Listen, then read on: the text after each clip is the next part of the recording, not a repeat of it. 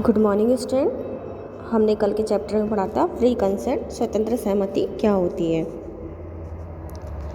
दो पक्षकारों, दो या दो से अधिक व्यक्तियों के बीच एक ही बात पर एक ही भाव से ठहराव करते हैं तो ये कहलाता है कि वे सहमत हुए।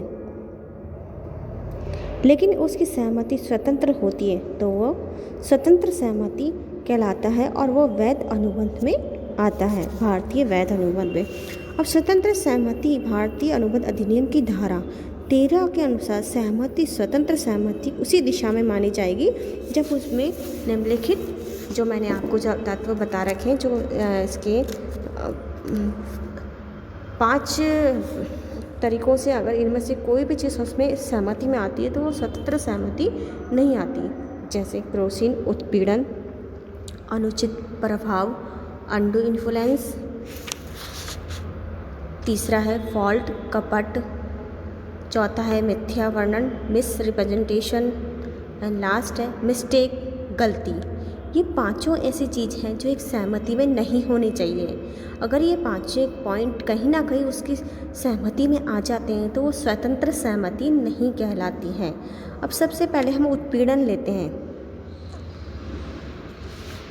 उत्पीड़न का अर्थ से जो जोर जबरदस्ती या धमकी या बलपूर्वक से लगाया जाता है।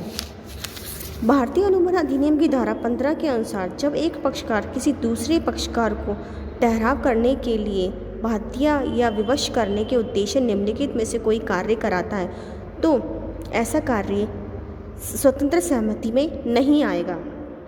कोई ऐसा कार्य करने या न करने की धमकी देना जो भारतीय दंड विधान द्वारा वर्जित है, और किसी व्यक्ति को हानि पहुंचाने के लिए किसी संपत्ति को अवैध रूप से रोक लेना या रोकने की धमकी देना भी उत्पीड़न है।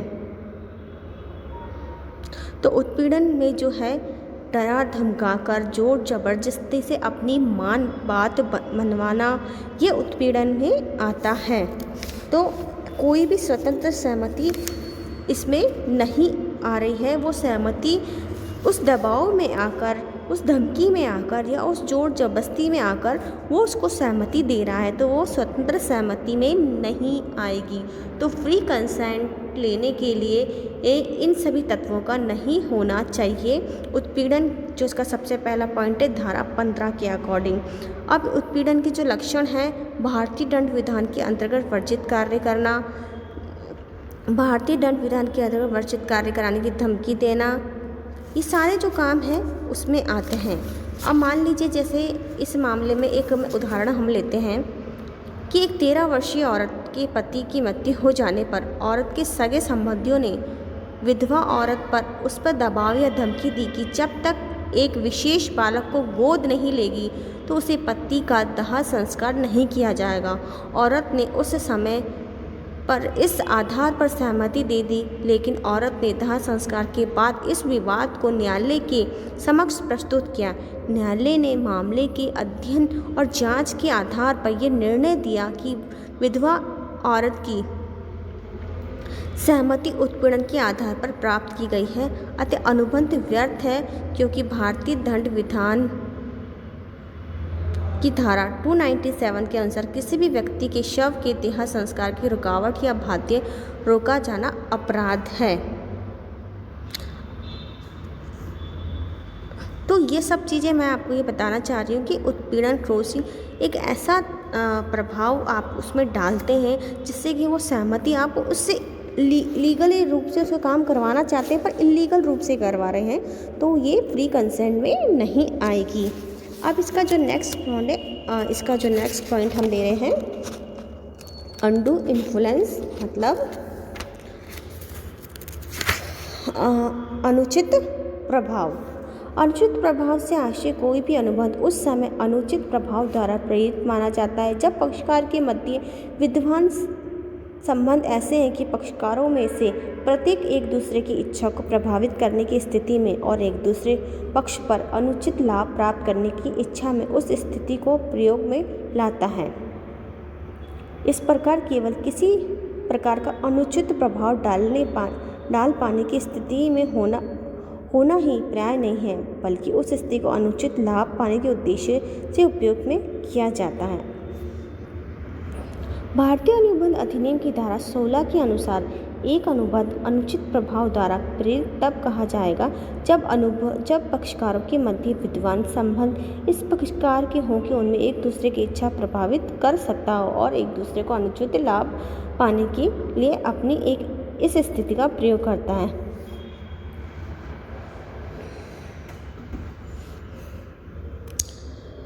अनुचित प्रभाव का जो हम एक उदाहरण यहाँ लेंगे, राजस्थान का उच्च न्यायालय महबूब शाखा बनाम अब्दुल रहीम के मामले के निर्णय लेते समय यह कहा कि अनुचित प्रभाव कपट या धूर्त रूप से कहा जा सकता है। इसमें चालाकी, बनावटी ढंग से अपने शिकार के मस्तिष्क पर प्रभुत्व स्थापित कर लेता है, मतलब कुछ ऐसा प्रभाव डालता है उसके मस्तिष्क पर कि वो चालाकी से या बनावटी से वो अनुचित प्रभाव उसमें उस सामने वाले को इस तरह से इन्फ्लुएंस कर देता है कि आपको ये इस बात के लिए सहमत होना है। तो ये फ्री कंसेंट में नहीं आता है।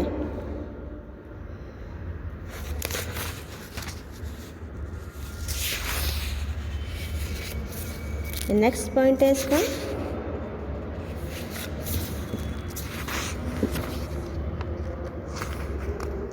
फॉल्ट, कपट। कोई भी ऐसा कार्य जिसमें एक पक्षकार किसी अन्य पक्षकार से कोई ठोस लाभ अनुचित और दोषपूर्ण साधनों से प्रेरित प्राप्त करता है तो उसे कपट कहते हैं। कपट से आशय इसका अर्थ मिथ्या कपट करने से होता है जो जानबूझकर कहा जाए तथा इसे सत्य पर विश्वास के बिना घोर असावधानी से किया जाता है। कपट करने से अभिप्राय मतलब कपट में क्या क्या आता है, किसी ऐसी बात को जानबूझकर सत्य बताना जो कि वास्तव में असत्य है।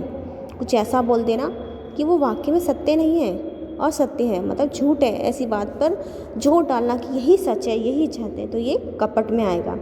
तथ्य का क्रियात्मक रूप से छिपाना जिसके संबंध में उसकी जानकारी या विश्वास ना हो, जो भी उसकी फैक्ट है उसको छुपा रहे हैं और उसकी जानकारी सामने वाले को नहीं है और विश्वास दिला रहे कि सब कुछ सही है। ऐसे में और एक ऐसा वचन जो पूरा करने के लिए अभिप्राय से दिया गया हो, मतलब और एक ऐसा वादा करना जिसका कोई मीनिंग ही ना हो, तो ये भी कपट में आएगा।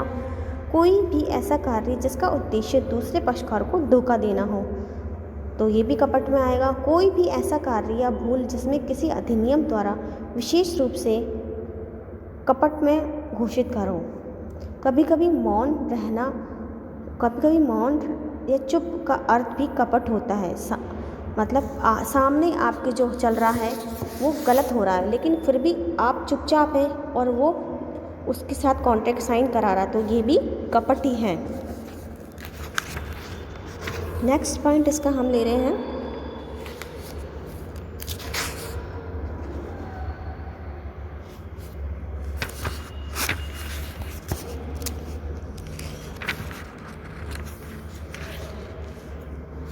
मिसरिप्रेजेंटेशन, मिथ्या वर्णन।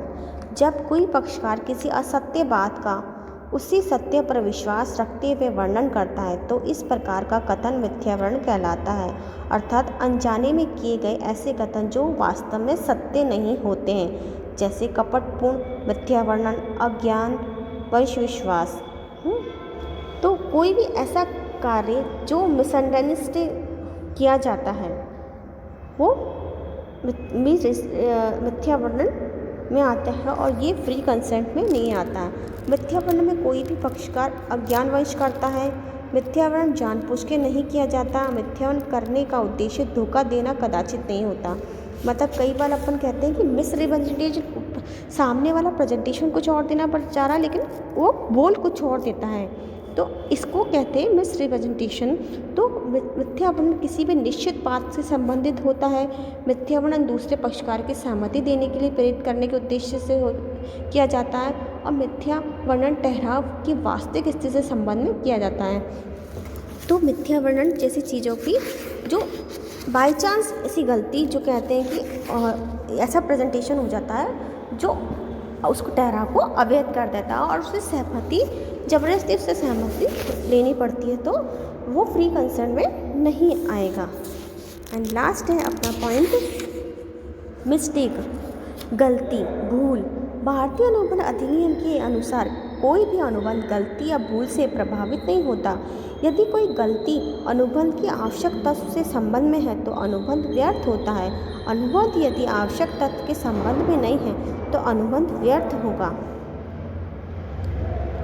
गलती किसी विषय के संबंध में गलत विश्वास से है। भारतीय अधिनियम की धारा 20 के अनुसार जब ठहराव करने वाले दोनों पक्षकार के ठहराव के लिए आवश्यक तथ्य संबंधित गलती पर हो तो ऐसे ठहराव व्यर्थ होते हैं। तो गलती में हम कहते हैं ना कि बाय मिस्टेक हमसे ये काम हो गया, तो कभी कभी गलती से भी हम अपनी सहमति दे देते हैं। कोई गलती हम कर देते हैं, कोई कुछ ऐसा होता है जिससे हम कुछ ऐसा हो जाता है जिससे कि हम अपनी सहमति देते हैं, तो वो फ्री कंसेंट में नहीं आता है।